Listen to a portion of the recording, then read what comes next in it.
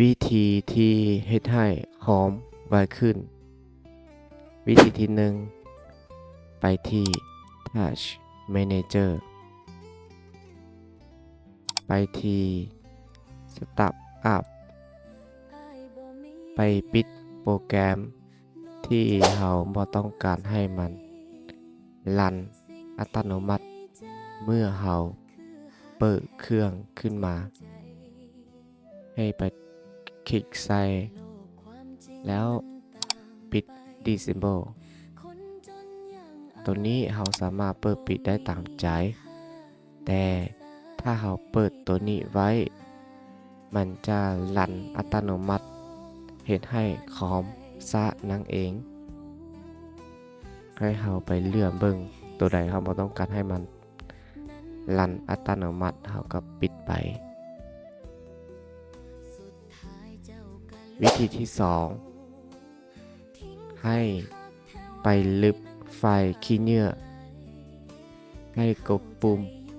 Windows บวกตัว R แล้วพิมพ์คำว่า TEMP คลิกโอเค หลังจากนั้นถ้ามีไฟล์หลายตัวอย่างอันนี้ข้าพเจ้าได้ลบเทื่อนึงแล้วมันก็จะโซไฟล์น้อยเนาะใน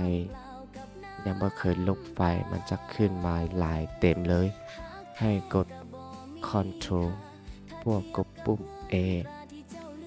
แล้วกดปุ่ม Shift บวก Delete คลิกใส่ Yes ให้กดลบทั้งหมดได้เลยส่วนนี้ข้าพเจ้าได้ลบไปหมดแล้วเนาะหลังจากนั้นให้กดปุ่ม Windows บวก R อีกเทื่อนึงพิมพ์คำว่า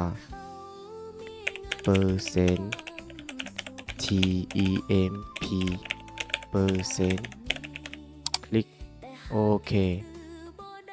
ให้ลบไฟล์ตัวนี้ออกให้หมดสำหรับข้าพเจ้าแม่นลบไปก่อนหน้านี้แล้ว วิธีการลบให้เฮ็ดคือเก่า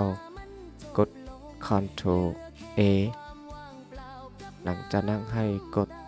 ปุ่ม Shift บวก Delete ให้กด Yes ลบต่อไปได้เลย หลังจากนั้นให้ Windows R พิมพ์คำว่า THT คลิกโอเคให้เราลบไปขี้เหงื่อตัวนี้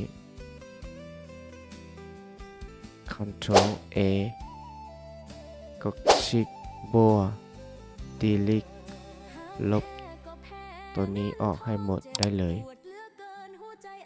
ตัวนี้จะเป็นไฟล์ขี้เหงื่ออยู่ไปเขาก็ไม่ได้ใช้มันเนาะ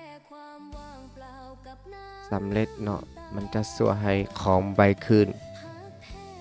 ไปลงเบิ่งเป็นแนวใดคอมเมนต์ใต้คลิปนี้